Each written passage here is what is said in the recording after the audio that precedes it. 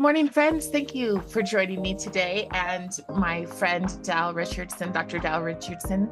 Today, we're going to start a section on the subject of school choice. And so I'm going to start interviewing people who have found alternatives to your traditional public school options. I was talking with Dr. Dal, his amazing school. And so I wanted to give you guys just an opportunity to hear from him why he started it and what it's about. So welcome, Dal.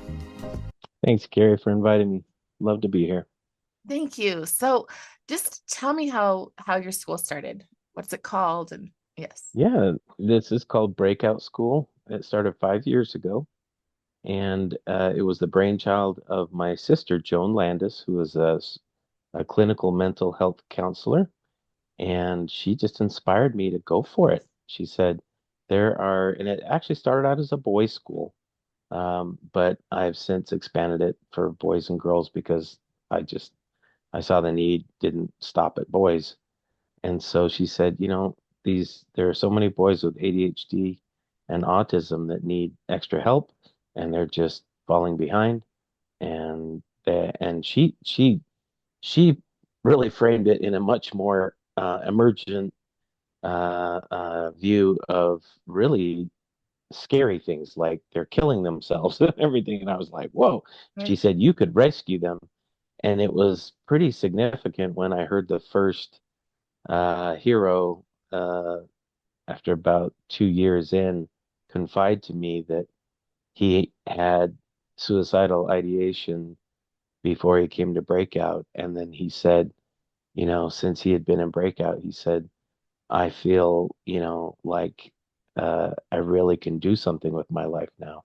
And I shared that with Joan, and she just went, "You are saving lives." And I was like, "Wow!" I said I didn't set out to do that, I was like, I just wanted to educate, But she said, "No, you're saving lives." So is your background in education then? No, actually, I got my doctorate in pharmacy and spent 20 years as a pharmacist. And the industry has changed dramatically. I won't go into that, but uh, decided to jump out of that. And that's when my sister Joan said, "You can do this. You can, just open up a micro school." And you specifically work with people with children with ADHD and on the autism spectrum, correct? Correct. And gifted. And gifted. Can And you it's amazing that those three groups get along so well. yeah, can you explain a little bit about each one of them? Yeah. So the I've yet to meet uh, a and we call them heroes, a hero with autism or ADHD that wasn't also extremely intelligent. And so it's kind of strange that that is their intelligence level, but they learn so differently that they often are labeled as failures in the normal standardized public school system. Whereas a gifted hero will be able to adapt to almost any system you put in front of them. And so they will always look intelligent no matter what you put in front of them. If they are that square peg that's trying to go in the round hole, they'll somehow morph into the round peg and just fit in there. Whereas someone with autism or ADHD can't figure that out. They can't figure out how to morph themselves into that hole. And so they just don't fit. But the reason they get along so well is that intelligence level, that high intelligence level, matches well when socially they can talk at a high level and they can interact and they get it. They get that higher level of intelligence. Now, it goes without saying that autism is a spectrum, and if you get clear over on the spectrum where they're not communicating, okay, then that becomes a big issue. But for those on the more mild spectrum, typically you find very high intelligence. So how are they diagnosed? I've wondered sometimes if some people, well, I've seen parents who actually um want that diagnosis for their child, as opposed to when I used to see autism, I used to think of like a film like Rain Man. So I thought that that was the definition of autism. But I have seen people who can't wait for their child to get that diagnosis. I know that seems like a harsh term to say, but that's what I've seen. So you can run the gamut from a single page front and back for ADHD, and I've actually filled that out myself just for fun, um, to a very extensive, comprehensive neurological exam that takes all day that my son went through, administered by a PhD. So, you take your pick. So I'm sure there's a battery of tests that they could do. Autism, I'm sure it's even more involved. So as far as I know, there's no basic test for autism. I think autism is a little more involved than the ADHD, but there actually is a single front and back page assessment. It's a self-assessment for autism. Excuse me, for ADHD, whereas with autism, I think it's more involved. Okay. So the reason that I'm asking that question is because I do a lot of work with what's going on in public education, especially public education and mental health. And one of the groups it seems that are targeted are kids on the spectrum. And what I mean by targeted is they're pulled into mental health that oftentimes has a what I would call a progressive agenda and really focuses on turning these kids into uh, victims or activists. Yes, yes, and yes. That is absolutely correct. And so the push historically has been for the teachers to be the gatekeepers and the teachers to say, hey, this kid, I think, has ADHD or autism, then they are the gatekeepers and they push for some type of diagnosis to be made, which, in my opinion, should never be the role of a teacher, right? That they're not a clinician, they're not a diagnostician. That should never be the role of an instructor. And yet, I think everyone knows that's typically what happens is if they are a disruption in the class, the instructor just takes it upon his or herself and says, okay, I'm going to see if I can get this child diagnosed so we can put them into resource and, you know, get some other help, and in their opinion, they're doing a service to this child. I'm not saying, it's anything nefarious. I think they really, they certainly want to help the child, but what you're saying is absolutely right. It puts them in this real pipeline that can truly, uh, first of all, label them and um, kind of just sweep them into a future that may not be actually, what they want. Thankfully, many schools have tried to backpedal back into reintegration. And that's kind of been the buzzword. It's like, oh, well, what have we been doing? Segregating them. Let's get them reintegrated. But at the same time, there's a whole host of problems there because, you can't you can't give them the individualized help they need once they're reintegrated, um, and deal with the behaviors and other things there when they're reintegrated. So it's a catch 22. And all I have is admiration for, these teachers who deal with 32 kids, and then three of them are on the spectrum, and 7 to 10 are ADHD, have ADHD. That's tough. And so that's why we look at alternative schools as the perfect, go-to for heroes with ADHD and autism, because you don't have to worry about, first of all, the segregation, because hold it, they're at a school that is designed to help them in the first place. So, they're at a school. They're not pulled out of a class, and they're not self-conscious, and when they're back with their friends are, well, where were you? So that segregation, that feeling of they're different, that doesn't exist when they're in a separate school that is designed for them entirely. And so um, with Breakout School, what we do is we use nature-based learning to address these symptoms of autism and ADHD. And so what's so cool is there's a wealth of scientific data out there that show that when heroes with ADHD and autism actually are in an environment of nature, and what that really means is trees, greenery, and when they're in that environment, guess what? The ADHD symptoms just plummet. It just goes down, and autism symptoms go down. And then, as a wonderful side effect, their performance in their academics shoots up and it skyrockets. So you get all these perfect things that you've always wanted, and you don't have to throw medications at them. And it's all thanks to nature.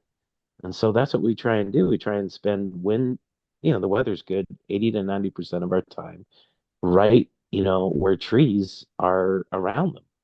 And so whenever they take a brain break, and they can take unlimited brain breaks, they're cavorting in the trees. I just this Thursday, we were doing academics. Normally Thursdays are non-academic day. We just go on field trips every week. But um, they were during lunch, they were building bridges over this little mini stream. And I thought, how many kids can do that, during their lunch hour, is build a mini bridge over a stream, just during lunch, and then come right back and go into academics. It's just, or climb a tree and get up in the tree and do their math up in a tree. It's things like that heal the psyche, and that's what they need. Well, I'd heard before from a woman who has like 12 kids, blended marriage, and she was saying that she felt that, and this is just her opinion, that ADHD is kind of made up, even though she had several kids who had it. And what she meant by that was it used to be that farmers would they would go out and they would work and they would exert themselves, and now all of a sudden we have this rise while we expect kids to tuck in tight and hands locked and pay attention. And sometimes I say school wasn't necessarily made for boys the way that it's designed now. So in my classroom, I let the kids, like, as long as they can answer questions when I'm talking to them, I don't care if they're braiding each other's hair or, even if they're playing cards, if they can answer the question when I ask them, because sometimes they have more things that they have so much energy, and to be locked in, I think it's hard for them sometimes. Oh yeah, I mean, and you missed the part of my presentation where, I mean, you're literally saying what I just said. I, I had said, we only have about what 180 years of history where the norm is people um, spending the majority of their time with four walls around them and a roof. That actually, for the millennia of the history of man, that was the exception. The only time that people spent in four walls and a roof was during your sleep time. That was it. So whenever they would, unearth these houses from the Middle Ages, or, before, of course, every time you'd see the houses were tiny, and I mean tiny. They're just these, just a few feet by a few feet. And you think, who in the world would build a house that small? And it's like, what? They didn't have trees? Come on, it had trees back then. They could make it bigger. Well, the issue was they didn't see the need for it, because the only thing they used it for was go in and go to sleep. That was it. all that their cooking, their socializing, all their work was done out in the fields. All the time during the day was outside. So it's actually just, just this last blink of historical time that mankind is now just firmly ensconced indoors. Very brief time. And so, evolutionarily speaking, our bodies are not wired for this. Our bodies are not used to this. And we're seeing, of course, the health impact of just eating and being sedentary. And then our brains just are not really wired for this, to just be not exposed to nature. And what they're finding is when they do these studies where they expose either children or adults, really doesn't matter how old the person is. What they find is just a small exposure to nature activates that prefrontal cortex so that the learning suddenly, it's like their brains light up. And the explanation is pretty clear. It's that hey, we take the evolutionary, side of us as prehistoric man, and we were attuned to looking out, you know, outdoors and look for those squirrels or anything that was moving so we could get our next meal, right? And that, it sharply attuned our senses and it made our brains come alive. And so that's why if you take a 4-hour hike up in the mountains and you come home, you may be tired physically, but what are you mentally? You are like, wow, I am so, refreshed mentally. And yet you spend 4 hours gaming or 4 hours, Netflixing and chilling in Netflix. Oh man, yeah, you're just like, ugh. It's just you don't want to do anything. You're wiped out mentally. Well, I'm listening to young people say brain rot. Yeah. Kids still in school are like, school is nothing but brain rot. And I'm not saying that that's the case, but I am saying that that's what students are saying. So, what made you decide to start this in the first place? Like, where did you get the idea that this is the correct model for your micro school? Well, again, I have to just hand it to Joan. She said, "Have you heard about those forest schools in Europe?" And I said, "Yeah, I've heard about them." And she said, "You need to research that." So I just started diving into the research, and I was blown away. I was just like, wow, wow, wow. Just study after study. I just went, this is amazing. So it wasn't um so what is the difference between what you do and unschooling, if there is a difference? It's part of it. It's certainly part of it. I sometimes warn the parents of heroes that are joining the school. I say, I don't know your hero. I don't know what trauma they've gone through, whatever, but there have been cases where heroes come in and they've been so traumatized from either bullying or frankly just the system, right? Is just kind of crushed them that I will tell them sometimes they just need just space and time to heal. And in other words, they're not going to be doing academics. They're not going to be, they're not going to be really engaging a lot until they've healed. But what accelerates that healing is being in nature, is being in a healing environment.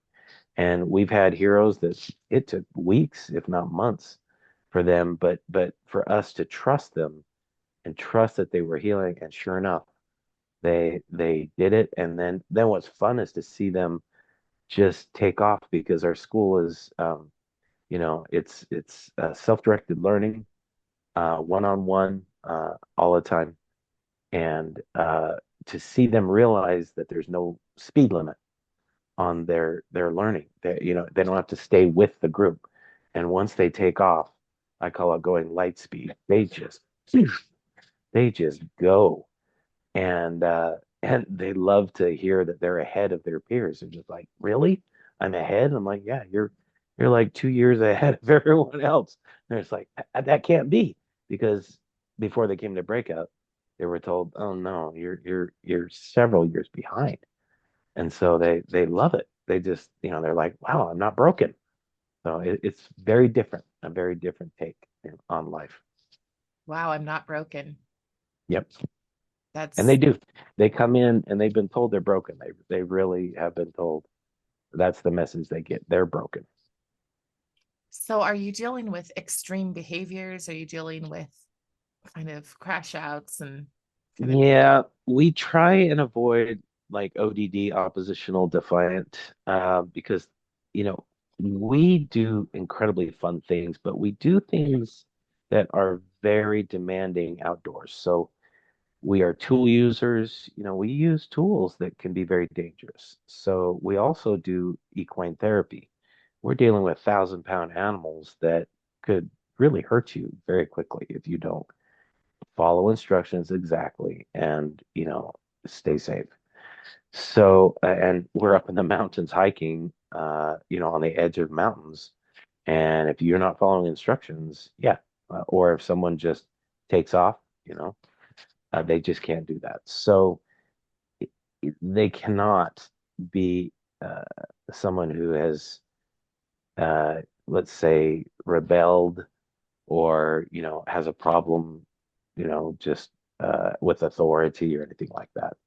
So they have to want to try and succeed. They can't be actively against uh, um, being instructed. And we have a wonderful behavioral support program. We base it, and you may know Nicolene Peck. I don't know if you know her personally, do. but Yes, I do. yeah, her self-government program is just amazing. And for those listeners, she wrote a book called Parenting a House United. And I'll just summarize it by saying, I listened to the book and I thought, okay, where's the magic in the book? Because I was like, it's just cleaning jobs, that's all it is. But I finally figured it out. It's the system really encourages the heroes to be heard. It asks them to disagree appropriately. And so you have them, instead of just obeying, obeying, obeying, they learn to say, okay, I know you want me to do this, but I'm doing this right now. Could we perhaps do this instead? And it really teaches them to compromise, to negotiate, and to be heard. And when a hero feels heard, all of a sudden they feel valued. And then it takes the rebellion away. It takes the feelings of, oh, all you do is tell me what to do. Another key thing is we teach manners and etiquette to the nth degree. No hero ever receives anything without may I please. That phrase has to be used even amongst heroes. And so it's may I please, and yes, you may. Thank you. You're welcome. That has to happen, or no one gets anything. And so when I, as the instructor, ask them to do something, I never say, hey, go do that. I never say that. It's, will you please? And so when I use good manners, I'm showing respect to them. And so it's far easier for them to follow instructions when I use good manners and show that I respect them. And then in addition, I'm encouraging them to disagree with me. Like, hey, how do you beat that? They love that. They thrive on that because they know I really do want them to disagree appropriately. I'm not fooling them at all. I actually want them to learn that skill. It's just wonderful. And it's taken all of the drama and just poof, gone. And you don't have to yell, you don't have to nag. And again, Nicolene, wow, I got to tip my hat to her. It's just amazing. Can we go back to I'm stuck on that these kids are feeling broken. So you're telling me that Yeah, these kids are not rebellious kids. They're not massively troublemakers, but they're still being told that they're broken, yeah, they're beaten down. even though Yeah, they're not. Because what a lot of times teachers are exasperated by kids who have massive behavioral problems, but you're not accepting those kids. So well, how are they let beating kids down? let me clarify. So we've had many heroes that will have quite they'll exhibit real troubling behavior, but it won't be violence against another student. right? So we had heroes, for example, that will pull their hair out, Mhm. that will scream, that will beat their head, that will, take their paper, rip it up. That's okay. We can actually, you can deal with that. But it's when it's directed towards, another person, instructor, anything like that. That's where we're like, no, can't Right. can't deal with that. And it's so amazing to see how quickly those behaviors just dissipate. Uh, First of all, when you have that great structure of the behavioral support in place. And it's not like you just say, okay, I'm going to start giving you instruction. You're just going to do it perfectly. No, we role play. Nicolene is so great at saying, you role play this stuff over and over and over again. And you don't role play serious things, right? You make it funny. You make it a game. I really believe in gamifying everything. So you make behavior a game. So everyone starts out with you make the most, ridiculous request possible. Like go jump up on the roof of that pavilion and get me that, whatever, and come down and, do six backflips. And they all start laughing. And then it's like, what? You're gonna disagree? And they go, yeah, we're gonna disagree. And then I said, well, then go ahead. And they go, okay, doc, we know you want us to, but we can't physically do that. And then I said, well, what can you do? And then so we start negotiating, and it's fun, and they learn the skills. And when it really counts is when I say, will you please get your math book out? And they're like, may I disagree appropriately? Yes, you may. And they say, well, doc, I'm right in the middle of this project I'm doing. Can you wait, will you wait 5 minutes? And I say, of course. It's something that simple. And yet repetition, repetition, repetition. And it just, again, it it solidifies the relationship and builds the trust that, hey, I can trust this instructor. He has my best interest in mind. And I can trust him that I can disagree and he's not going to get angry. And more than half the time, I'm going to get something out of this. I'm going to get some negotiation where, I either get what I want or something, something will be changed. You'd be surprised how many times the heroes disagree and they actually make so much sense. I realized I was in the wrong because I wasn't following my own rules. And Right. I have to admit and go, you know what? You guys are absolutely right.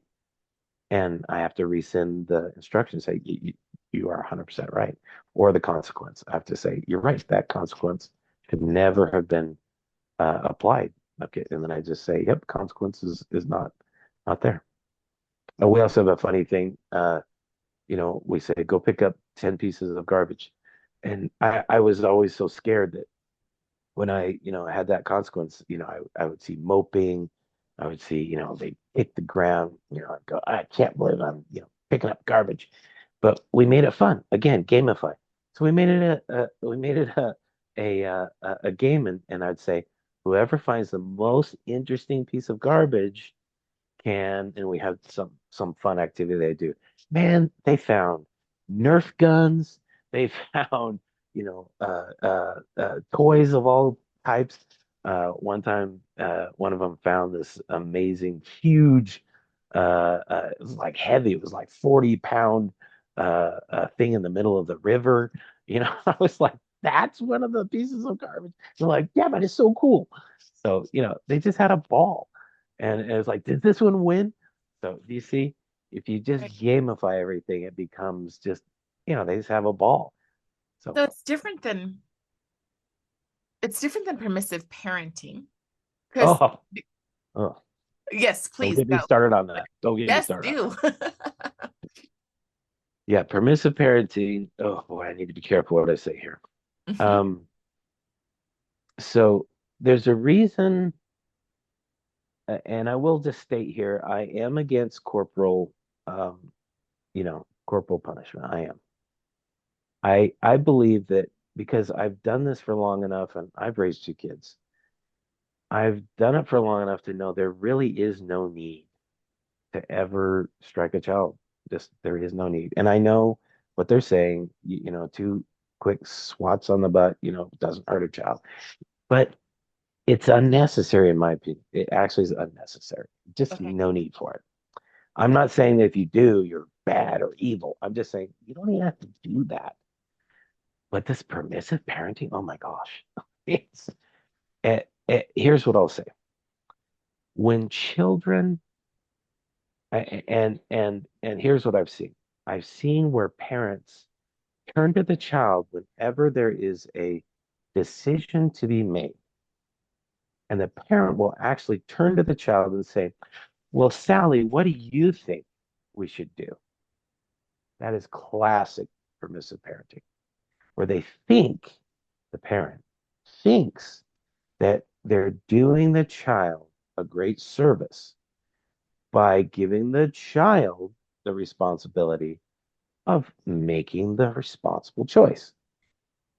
The child hates this with a passion. And usually you see these children just fly into a rage when when this happens. And the reason is because children, they are children. They're not miniature adults. And that's what so many of these, you know, uh, uh, these uh, mis, shall we say, well-meaning but misapplied and shall we just say misgenerated belief systems are trying to do, which is let's just create little adults out of these kids. That is bound to fail horribly. Children want and need an adult who is in charge, who knows what's best for the child, and who disciplines very firmly, not with any type of, harshness, but firm, consistent, and can explain the rules, and the child knows those rules. That makes for a very happy child. When the child knows the rules to the game, the child is very, very happy. It's when the child doesn't know if the rules are changing from day to day, or if mommy is going to say, what do you think, Sally? And throw it on her. She has no idea, and she doesn't have the mental capacity to deal with that. And the scariest thing is she looks at mommy and goes, Mommy, are you even in charge? She won't say that, but that's what the child feels. The child feels, are you even my mommy? Or are you expecting me to be the mom? And children hate that because they look at their mommy or daddy and go, I thought you were supposed to be in charge. Right. And that is devastating to children. And then they start acting out in insane ways. Right. First of all, just to kick against the system and say, this isn't good for me. Instinctively they know it's bad. They're So trying to they find a just boundary. They're Yeah, they're like, how far do I have to push before you finally tell me, no, this is a rule you can't break. Yeah, they will go to the nth degree. And right. with permissive parenting, some of it can go to an insane degree where the child's like, oh, can I just start hitting you in the face? You Right. know, they're just like, how far can I go? And the impotent parent is like, well, that might not be a good idea. Just weak and feckless. I love that you said the impotent parent. I think Oh, that's that's exactly perfect. what they It's are. completely a They're neuter completely friendly impotent. parent. And think about it. Who do we admire? Do we admire powerful people or do we admire weak people? Right. We don't admire weak people. Right. We never admire weak people. We admire disciplined, powerful people. And guess what? Children do too. Mm. So if you are powerful and you don't need to abuse that power, you always are disciplined. You are in control. It's like at Breakout School, I never have to raise my voice. I never have to get harsh with the heroes. I'm never going, hey, you never have to do that. You just go, that was an instruction. That's literally all I have to do. And then it's like, okay, you're in 10 pieces. Go find an awesome, piece of garbage. It's that simple. And Yeah. no one goes away stamping away and angry. It's that simple. But they know the rules so well that it's never a surprise. They're never surprised. They're not like, what? I have to clean up? What? It's Right. never that. It's like, yep, I didn't follow the instructions. Of course. Of course I have to do that. That's the And expectation. if you can raise children, that's why Nicolene Peck's book is so great. Because if you raise your children like that with clearly defined rules, Mhm. they're never wondering, where the boundaries are. Where they're never wondering that. They know exactly because you practice them. The reason that I asked that question was because I think that some people will think that "can I disagree appropriately" is equal with permissive parenting. They get a Oh choice, no. they can do. No, Why? Nicolene was genius at including that because you do want to give them a voice. You don't want to remember it's a spectrum, right? You can be such a disciplinarian that you silence the child Mhm. and you make them a robot, right? Do we want that? No. We want thinking children that grow up to be very capable adults that can judge for That are themselves, right? confident. Yeah, confident. Yeah, who can stand up for themselves. Mhm. There's a lot of adults that just get run over by people, and they just go, okay, that's not good. So this helps them stand up for themselves without rancor, without argument. Uh, in Breakout School, our English language arts are all um, geared towards moral values. It's so great. It teaches the great classics that so many of the public schools have just thrown in the garbage can.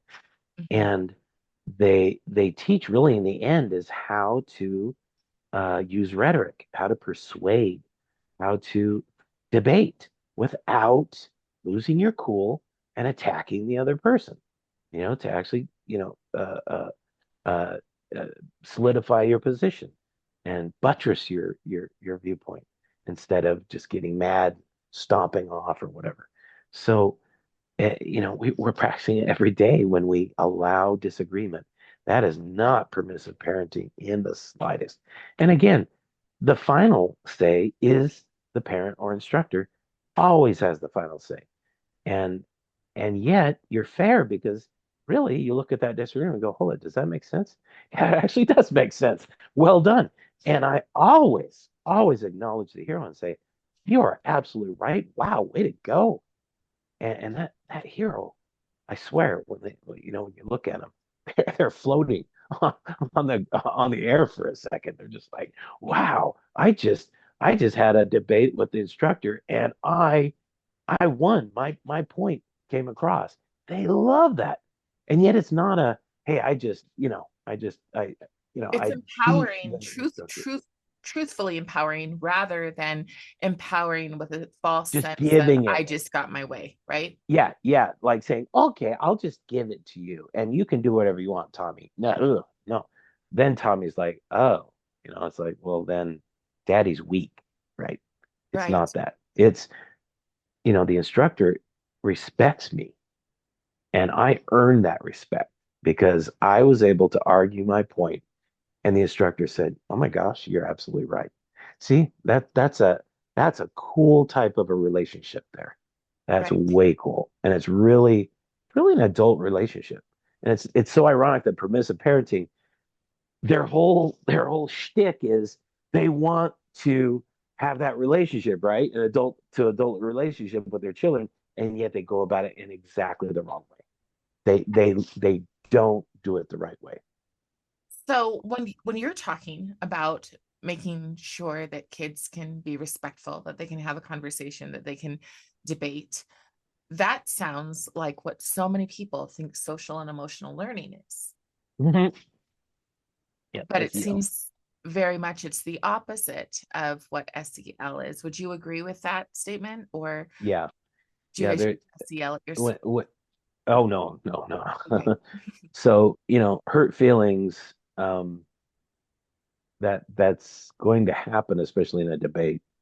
And it's so critical for them to learn early on not to let feelings drive your logic. So if you allow your feelings to dictate your behavior, you are lost in this world. And if you just look at this world, especially look online, how many people literally say, I've just been triggered? How Mm. many times have you heard people say that? You just triggered me. I've been triggered. Or trigger warning. When I grew up, there was no such thing as that. There was no such thing as that word. It didn't exist. Right. And now we have it. It's ubiquitous. It's everywhere because we've raised, generations now, multiple generations now, who believe that if the wrong thing is said, that they have the right to shut down the speech of the person who just triggered them. And all of society, by the way, they're allowed to shut everybody down, Right. and that phrase or words shall not be spoken henceforth for the rest of eternity. Really, that's literally what they say that shall happen. And we Or are even in, that yeah, person who offended me should not be able to speak anymore. They should never be right, platformed. right. Just be silenced, literally Right. censored and silenced. And frankly, if you go to the UK, it's now a crime. Right. So you will go to prison. Right. Yeah, and people are like, oh no, really? It's like, no, really. Yeah, look at the video of the police showing up at people's door for a Facebook post. Right. They are literally dragging them out of their homes for a Facebook post. Right. And I'm like, okay, we are in, we are in the looking mirror, Alice in Wonderland now. It is truly insane. And it's only if people open their mouths and, speak up and say, this is insanity. You cannot have this. That this is the end of civilization, really. I mean, Have those not kind only of just free conversations. speech, but all civilization will be ended. Do you have those kind of conversations with your students? Absolutely. That's what's so cool. When I teach history, and tell me this, when's the last time you heard a student at a school say, are we having history today? Like that. And Well, they I teach love history like history. similarly to Okay, you. they So, probably they probably said in your class. But yeah, it comes alive. And when you mhm, teach it in a story-based form, and then and I know you do this, when you apply it to today, when you say, just for example, let's say ancient history, the Romans, and you say, man, look what's happening in Ukraine. And guess what? Uh, this side is asking to talk. They want talks. What do we learn about that from the Romans? And they're enemies, and they all just say, "Oh, it means that side's losing." And it's like, exactly, you know exactly what's going on. Yeah, they just eat it up, and then, they can apply those vital lessons to today, and that's what you just don't see in so much of education today is a connection to the now, the here and now. There's just nothing there. There's no connection. You've seen those videos where people ask the people on the street, you know, do you know what this is? Do you know what this is? right. No knowledge whatsoever. Just literally nothing about real life. Well, part And, of that and is it's like, because, and they're college kids. They're right, college kids. They right. know nothing. Part And of you're that is like, because we're literally teaching our children to lean into pathos, emotion, and to ignore logos. That's right, logos is really gone. in some curriculum. Children should be taught to ignore logos and lean into pathos. Unbelievable. Yeah, Yes. you're right. It is, and that is a harbinger of the death of civilization. when a civilization literally, says bye bye logos, that's it. It's gone because, you know, that's how that is what civilization is based on, is logic. You Right. cannot have a civilization unless you abide by logic. You cannot have any laws. Laws are thrown out. And that's what's happening right now. They're Right. literally making laws or they're making judgments. Look at what's happening right now with the judges. They're making judgments that make no sense whatsoever. You're like, hold it. You can't arrest someone when Right. it's been case law and it's actually written law that you can arrest someone without a warrant at the border. And they're Right. saying you can't. And it's like, hold it. Everything says you can. And they still say, nope, you can't. And you're like, oh, I see. You're just using pathos. And they're like, yep. And it's like, see, that's the end. That's the end. When they go, yep, and they smile when they do it. Like, and Agreed. that is it. That is it.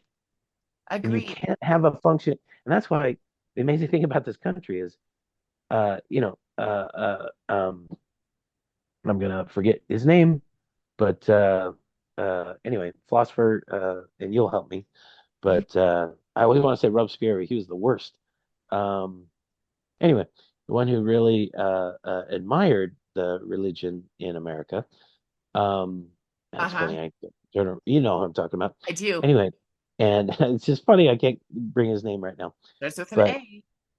but anyway, he said the only way that this experiment, Yes. the United States experiment, will continue is if the people are religious and if they are moral. Yes. It will not continue if they do not continue like this. Yep. And yeah, that and he nailed it. He absolutely nailed it. And so many of the Alex, founders did. what, Alex? Alexander. Oh, I can't remember his name now. Yeah, but I know. Yeah, you know who I'm talking about. I do. Oh my I do. gosh. De Tocqueville. Yep, Tocqueville. Yep. Yes. And I was like, I'm gonna isn't find that it. funny? Yeah, it's funny. Yes. And I don't know Alexis de why I was Tocqueville. thinking, Okay. yeah, Yes. Alexis. Yep. But Yes. he nailed it. He saw the the real strength of America was in the religiosity of its people. And he Right. said, now that's why this Constitution works, is because the Why we can have a underpinning, revolution without beheading everyone. right? That the Right. French had a constitution too that was very similar to ours. And look what Right. happened. Diametrically different results. Right. And it was because they went secular, not religious. That Right. was the difference. And they Right. didn't have logos along with God to have that underpinning of Well, and the, also the just creation the of the state. the two sides of the eagle, right? Like Yep, people say, the right wing, the far right, and it's like, but you need both sides the of those. balance You need both sides. You need the logos and the pathos you in do. order to have thriving society. You've But got to have justice, both. justice and mercy, you need both of Right. those Exactly. for any system. So talk to me about how do you choose your curriculum? Well, the math curriculum is called Math UC. I don't know if you're familiar with Yes. it. The reason I did that, and there's others probably similar to that, but it had great manipulatives, Mhm. and so you can imagine these heroes, and it still boggles my I mind when love I that hear you that. call them heroes, by the way. Yeah. Oh yeah. I mean, they And just that's start off. I tell my students every day, every single time, you guys are geniuses. I know you can handle yes, this, right?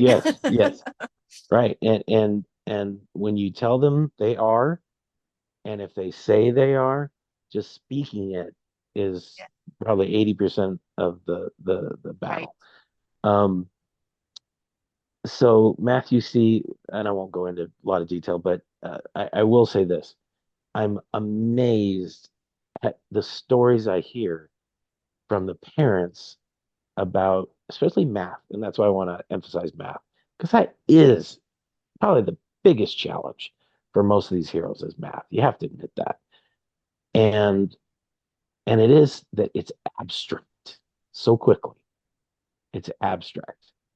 And if they cannot see concretely and feel the math happening in their hands, they're lost. And as soon as it's just on paper, it's meaningless to so many of them. So even with addition, if it's just the numbers, they're actually lost right from there. So many times, they will be able to actually get the right answer when I evaluate them initially. And yet, as they go further into math, I can see there's something wrong. There's something missing. I'm like, why is he not getting this next step? And then I say, hey, just for fun, let's go pull out these, I just call them toys, whatever. And I say, hey, why don't you put these groups together, maybe multiplication or division. Usually it's, subtraction, division, or whatever. And then I say, okay, let's play with these. Plays with them, and you can see the light just come on their eye. They're like, oh, I see. I got it. Okay, all right, I got that. And the light just comes on, and we keep going back to that. We keep going back to the physical reality of it. And then we switch right back to the paper and go, okay, do you see it now? Kind of in your mind. And you just keep going back and forth until reality becomes, that concrete becomes what's on the paper. So many schools, they start with the manipulatives in what? Kindergarten, Right. maybe first grade. And then what do? You're done with that.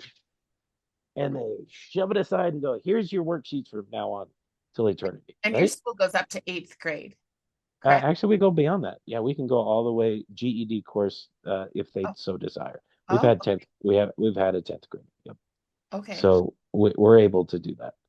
Um, but we certainly expect them to be actually instructing classes, if you can believe it or not. By ninth or 10th grade, we're like, okay, you've been here long enough. You need to be teaching classes. We had a hero teach Wow. Japanese. So it was just so cool. Yeah, we expect them.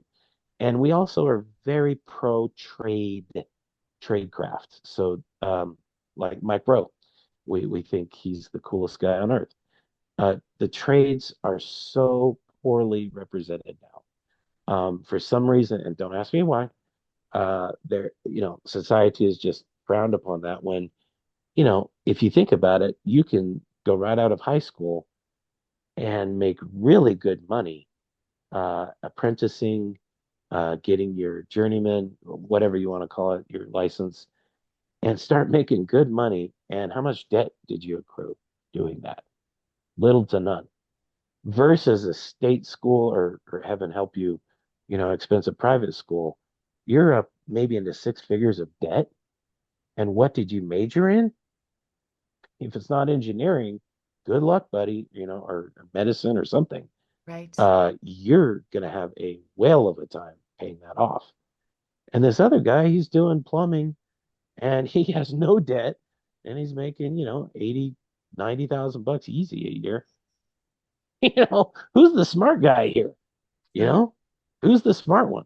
So yeah, we very much support the trades, and so yeah, it's just it for many of these heroes, their aptitude is not college, and that's not a failure.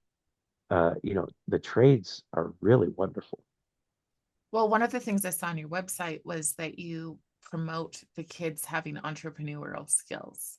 right? And what that translates into, we've had several heroes start their own business, and the hard thing is to continue the business, right?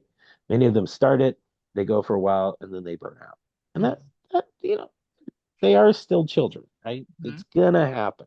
Mm-hmm. But the learning process of helping them to say, where's every dollar going to go? We have an envelope system. We try and keep it simple. It's like, okay, money comes in. Where are you going to put each? We create each envelope and say, this is going to go back into buying product. This is you could figure out Right. the rest, Yes. right? And we've had one set of heroes that has kept their business going for 3 years, and they just do it.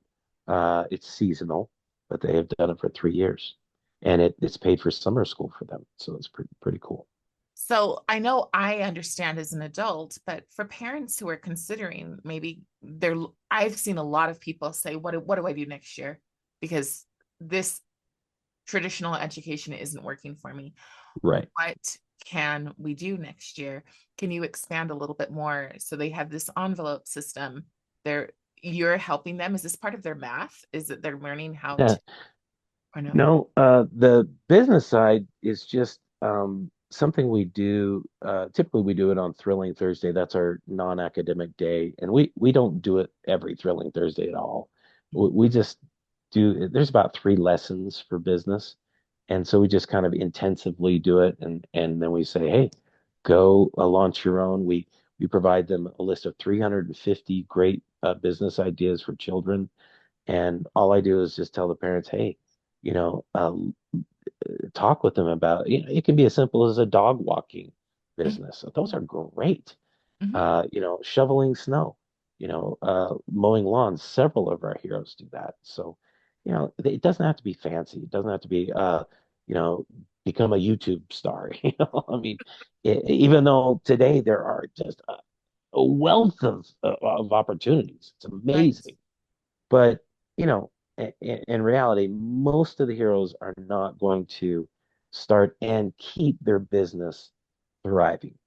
But that's not really the goal. The goal is to teach them how to manage money is probably the most important thing because that will translate into their personal life. And wow, what a skill that is lacking horribly in today's America is Right. just how to actually manage your own money and not go, you know, up to your eyeballs in debt. If they can just learn that. And that is probably the greatest challenge I would say for impulsive heroes is how not to just boom, spend your money just on the first thing you see. Very, very difficult. So yeah, teaching them that restraint and what's the phrase? Um, what is it? It's postponed gratification. That's it. Okay. That's Or that's a delayed hard. gratification. Yeah, Yeah. delayed. Yeah, it's really hard to. Oof, that is hard. Right. Right. But I always try to tell my son and for myself too. I think about what I want to get and I put it in my Amazon cart, but I don't buy it until I wait 30 days, right? nice, Then I nice. oh, I don't really need that or that or that. And I that love it. works. It's I love it. basics, but that's my that's my level on that. And sorry, if I could just No, add go ahead. one more thing to that. So the business really, yes, we've had heroes pay for, some of their schooling or even all their summer school with it, but that's not really where it's at. Where it's really at are these scholarships, and now with the Utah Fits All, that's where it's at. So we qualify for the Utah Fits All as well as Children First Education Fund, and that pays for 100% of the schooling Oh, that's brilliant. and Children's Fits All pays for more than 100% of the schooling. So Okay. you actually have more money to use for like a laptop or, it's pretty amazing what you can get your child with those monies. Now, Children's First Education Fund, you do need uh, a some type of healthcare practitioner or anyone in the education. It could just be a teacher that has to sign a form that just says this child would qualify for an IEP. That's it. You Okay. actually don't have to have an active IEP. A lot of people don't understand that. They Oh, think, oh, I have to have an active IEP. That's not true. You need 2 people who, it could just be a nurse and a teacher. That's it. Who sign this form and say, yep, this child would qualify for an IEP. And that's it. And then turn the application in, bingo. And so that's Children's First. UFA, I think you can figure that out. It's anybody can apply for that. right. That's Utah Fits All. My last question for you is we were just at this meeting and some of the things we heard were that in standards there's a lot of ideological things in public school standards that a lot of parents might not be familiar with. The one that comes up to mind right now is ethnic studies. How do you as a school do you are, do you have the same rules? Are you bound to the same rules as a charter school where you have to take some of those standards, or are you able to do your own thing completely? Luckily, we can do our own things, so we are not beholden to any accreditation or curriculum or anything like that. So if your students go to you and tell, what happens a lot is that kids will be, they will go to a micro school or a homeschool situation until high school, and then they move into high school. Are any of your classes accredited? So if they're doing math UC, is that accredited? Is that, or do they then have to find their way to catch up in high So school? the so what's nice is if you go up to eighth grade, it doesn't matter because you start ninth grade on. That's what matters, right? Okay. So that's really all that matters towards graduation. I'm sure that's what you're talking about, right? Right. Diploma, Yes. right? Right. Ninth grade's what matters. But even if you start ninth grade at Breakout School, it's like a homeschooler, right? Let's say a homeschooler went in at 10th grade or 11th grade. Do they automatically say, "Oop, sorry, you got to start back here"? No, no, you can actually provide the school examples of the work that the child did and Okay. say, here's the level of work they're doing, and say we'd like to apply for a waiver of these courses based on what they did. I think, it's up to the school. I'm sure the school can say, well, you got to prove it. Here's a test, Right. and they have that right. You Right. bet they do.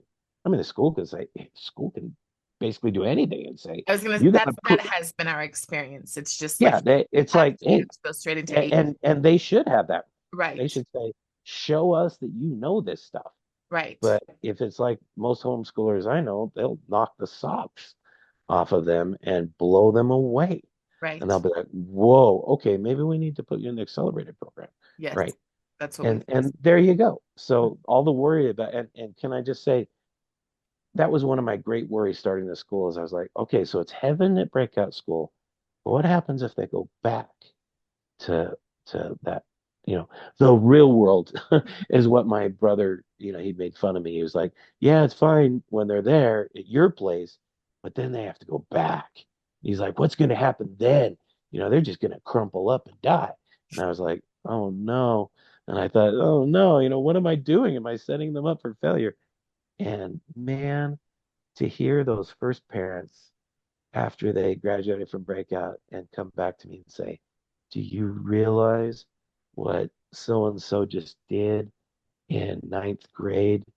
Do you know he's never had an A before in his life? He just got straight A's. And I'm sitting there going, yes. I was so happy. And that. and Yes. yeah. No, that has been the success. I know for my own son personally, I took him out for 10th grade, and he did homeschool, and I would like, you have to figure it out. Like, these are the requirements I have for you, but you figure out your timing, because this is a person who's never cared about timing. You figure it out. You also have to go and work on a farm. You have to do these, you have to be outdoors doing these things.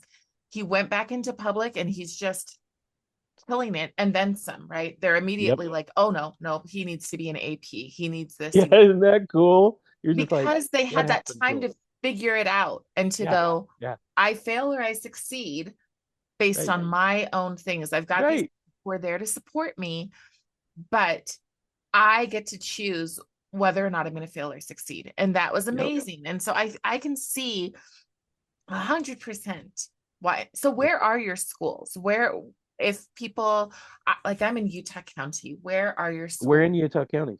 Yeah, we're in Okay. Utah County, Okay. and we do have we rent a room in the Leahona just for one day a week. Okay. And a lot of people say, why are you ever doing a normal room with desks? The answer is because they're probably gonna at some point in their life get back in a desk or a cubicle and have to work there. And Right. so it's a nice little litmus test. It's like, okay, we have all this wonderful exposure in nature.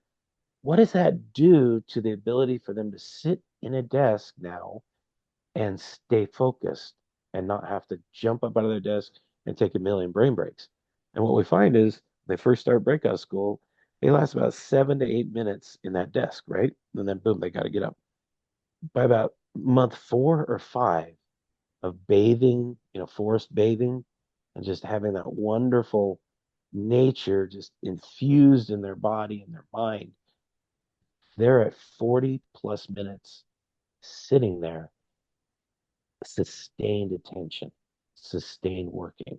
Fantastic. And it's because it's like I said, you can hike for 4 hours, come home, and you're just like, wow, my body's tired, but my brain is wide awake and I feel great. I And that's love what it. it is. They get 4 days of that and they come, just refreshed.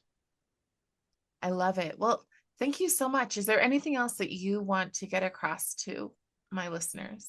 Um, just the website, www.breakoutschool.org, and contact me through that. There's just a easy contact form, and I do answer back usually within 24 hours. And we graduated 6 heroes last year, which we only go up to 14. I keep it real small, but we graduated a big chunk last year, so I have openings. Awesome. So yeah, so that no wait list, anything. So and we have When do they girls and start boys. school? And Yeah, we usually start the last week in August. I don't believe in this August 15th stuff. Yeah, that's still the summer. We're usually the very end of August. I see school starting what, August 12th now? I'm like, what? It's right in the middle of summer. we don't start until after Memorial Day. September. Yep. Yeah. Yep. Yeah, yeah, And yeah. and we're out next week. I used to, yeah. Wow. See, I do stretch it longer. I go to May 22nd. Okay. But but I just anyway, it's just a personal opinion. I have had hero parents say, uh, "Are we starting yet? Are we starting yet?" They get pretty antsy. They're like, "How come we're not starting?" Because I did used to start Right. after September 7th, and they got really antsy. They're like, "We need to start. We need to start." I was like, "Okay." So I remember those days. old habits die hard.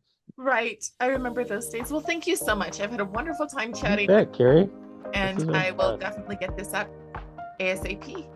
Thank you. Thank you. Bye bye.